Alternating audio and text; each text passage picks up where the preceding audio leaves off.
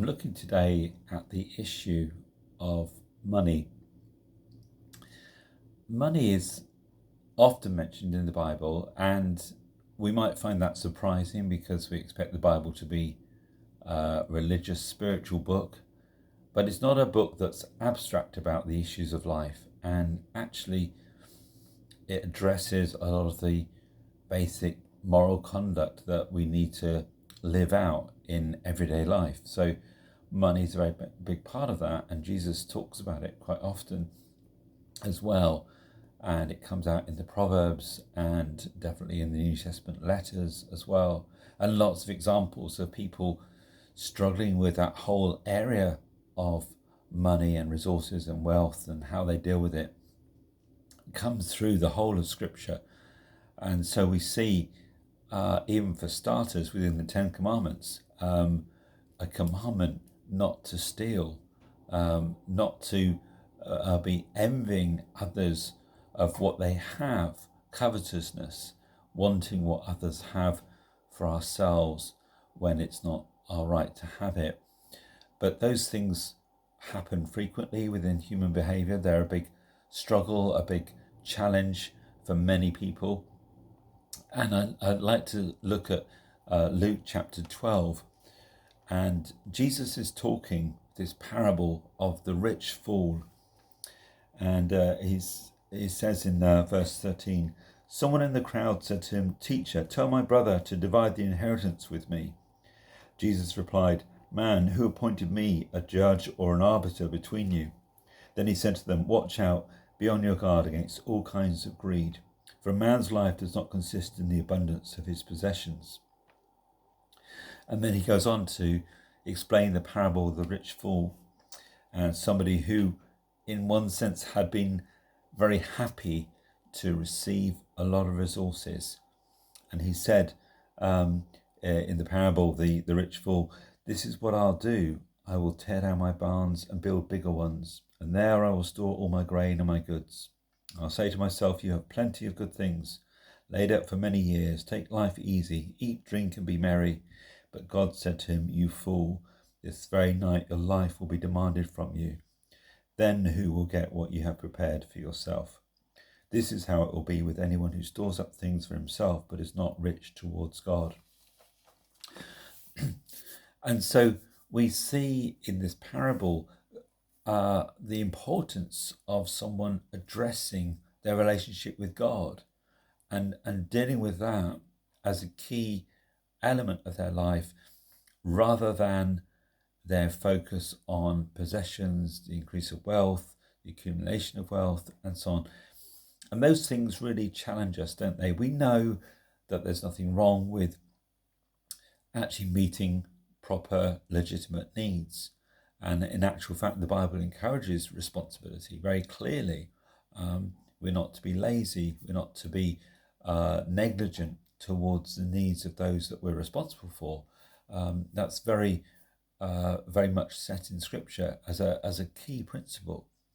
But there's also something that's just slightly different to that, is when it becomes a focus and we lose focus of other things that should become first.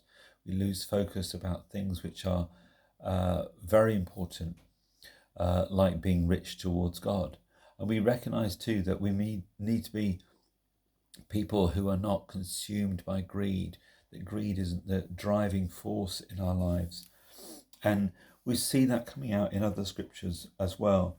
And Ephesians chapter 5 verse 3, it deals with areas of sin that people need to be perhaps really aware of, any kind of impurity or of greed. These things are not fitting for God's people. And Colossians 3 verse 5 talks about evil desires and greed. These things are things which are addressed in these New Testament letters because they're things which are very common problems for the human condition and which we need to be aware of. There might be lots of other areas that we are aware that come up in human behavior, lust and other things. But greed is certainly an element. For some people, it becomes a massive trap, And for many of us at different times, greed is something that will surface. And then just going on to 2 Peter, chapter 2, verse 14, it talks about the kind of people who get influencing others, and they're experts in greed. Peter says that these people who are going to be a very bad influence and cause a lot of destruction. And Paul again talks to Timothy about those who are pursuing wealth and riches, and it somehow sort of draws them away from their faith, and they go and pierce themselves with many griefs. So there's something about this pursuit that can become very unhealthy.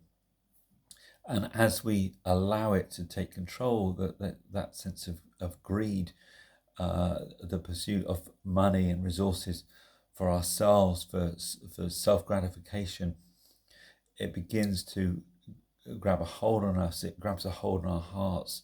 Idolatry sets in reality, and something changes in us, and we begin to serve it rather than serving God. There's that difference of direction of travel that becomes significant for the individual, and slowly, maybe very gradually, like many areas of sin, it doesn't necessarily start with a big thing, but it just slowly builds up. It's subtle, it's gradual. We know that that's true of things like lust. We know that that's true of areas where we might fall into sin. We're not necessarily obviously looking for doing the wrong thing, but it slowly worms its way into our hearts and lives.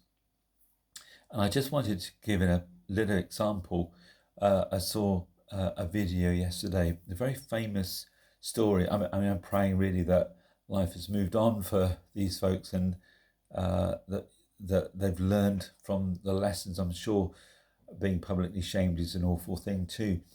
But there was a couple who were very involved in a show, which many people might be aware of, called Who Wants to Be a Millionaire. It's a TV show, a game show.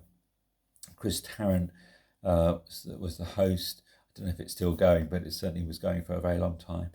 And in this show, people answer questions and they get a reward for it.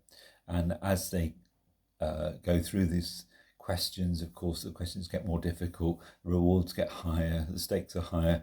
You can lose a lot as well if you fail to get the right question. But there's a competition where people can slowly manage to win quite considerable sums of money, really. Of course, many people don't make it into the first round. Many people don't go too far, and they bail out. But hopefully, they've had the joy of competing and come away with something. That's the general idea. So there's a fun element to it. Obviously, there's the TV and the lights and the cameras and the being on TV in front of lots of people, and of course family watching and all those things.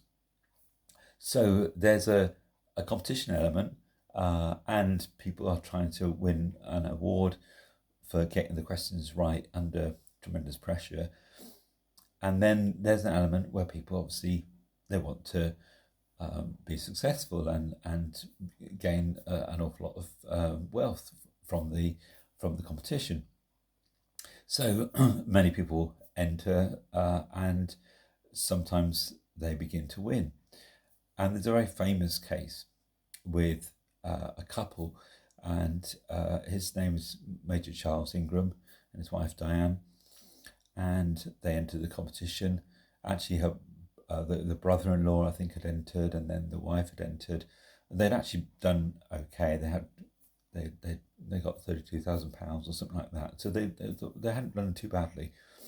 Anyway, the husband, Major Charles Ingram, went into the competition, and long story, but anyway, effectively he had worked out a little bit of a scheme with another contestant and his wife, And so the person who was helping him, he'd read through the different options. There are usually like four possible answers to the question, and you have to choose one of them. So he'd keep going over them, is it A or B or C or D? And he'd keep reading out the potential answers. And he was listening out for this other contestant who was colluding with them, who would do a sort of bit of a cough when he read out the right answer. And so this happened slowly. And what was interesting, and I found very fascinating, is that many of the production staff and the staff who are used to running the program, they're very experienced with the program, they're experienced with the contestants, they understand the game very well, they understand the show very well, how it all works.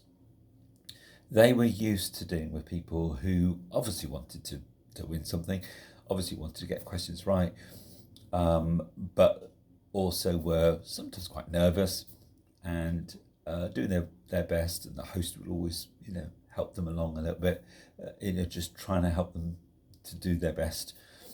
But they were aware of how people normally respond in these situations. What would be the normal way that a usual person would cope with the situation?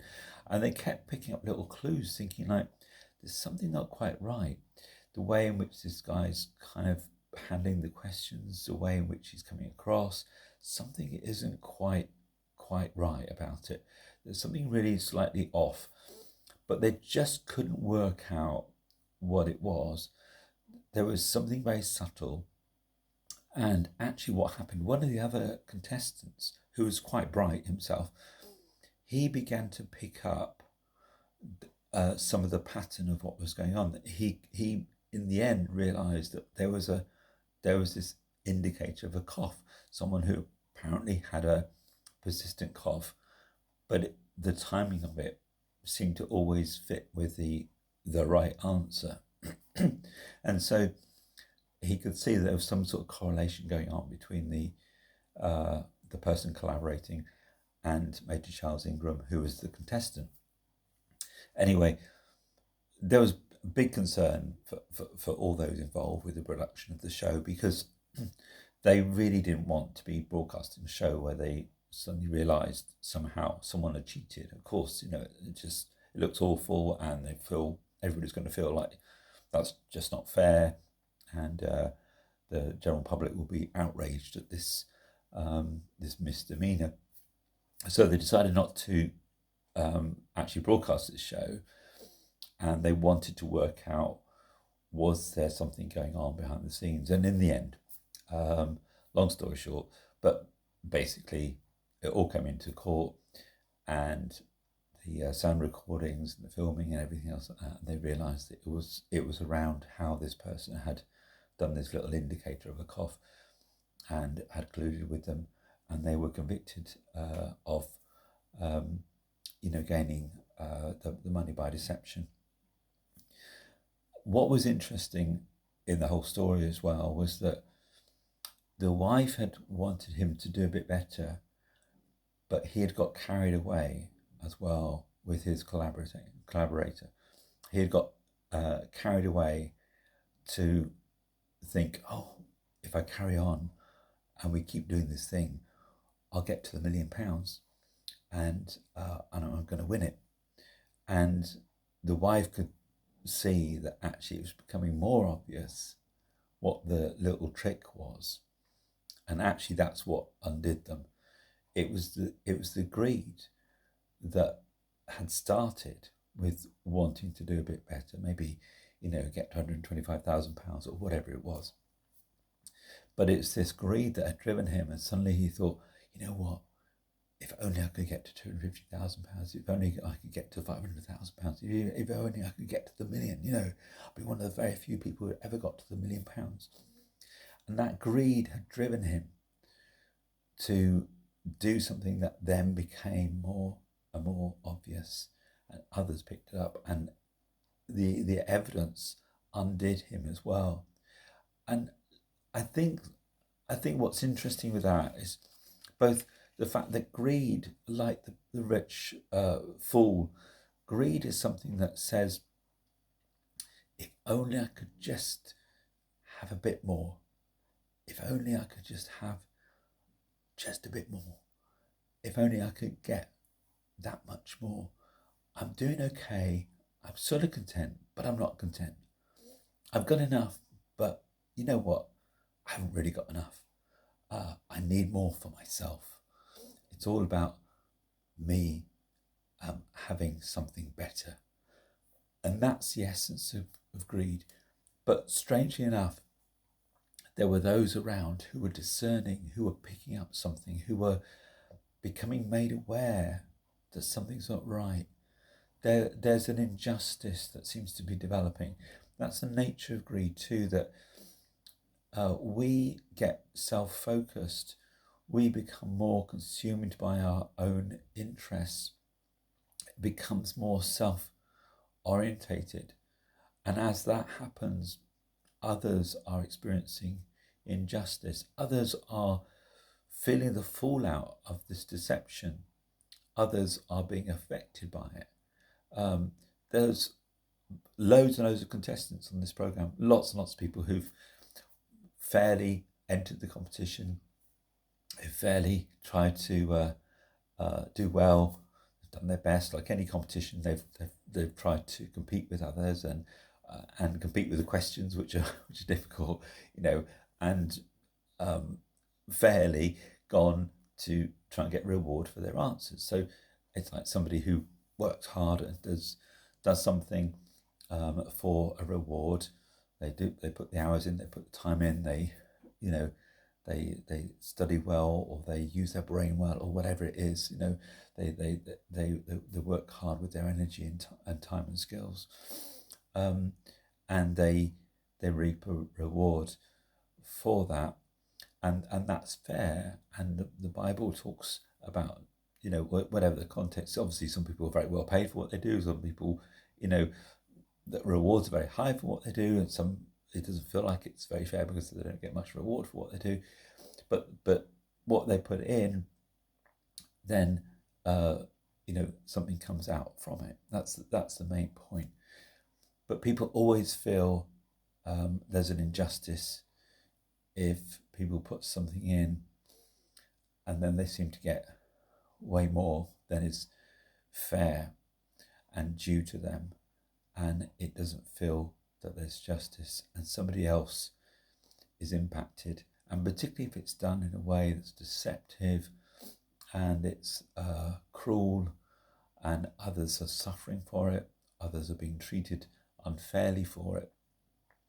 That's often the fruit of greed. The fruit of greed often really leads very quickly to injustices. And I just wanted to mention very briefly as I begin to finish, but the book of Amos is a beautiful example of this, and a really fascinating book to look through, the prophet Amos. Amos comes as a fig picker, a very basic rural guy, quite rough around the edges, probably somewhat disdained and looked down on, a guy who comes from a very unsophisticated background, and God calls him as a prophet. And he never really had this intention to be a prophet or speaking to the national situation. So he probably came across as a little bit uncivilized, uncultured, and not particularly academic, and not particularly well-versed person. But he speaks very strongly in the book of Amos. And what's interesting is people, of course, celebrate the times when he speaks out against the enemies of Israel. He's saying about the awful things that have happened and that they've done. And they're amazing promises too for God's people.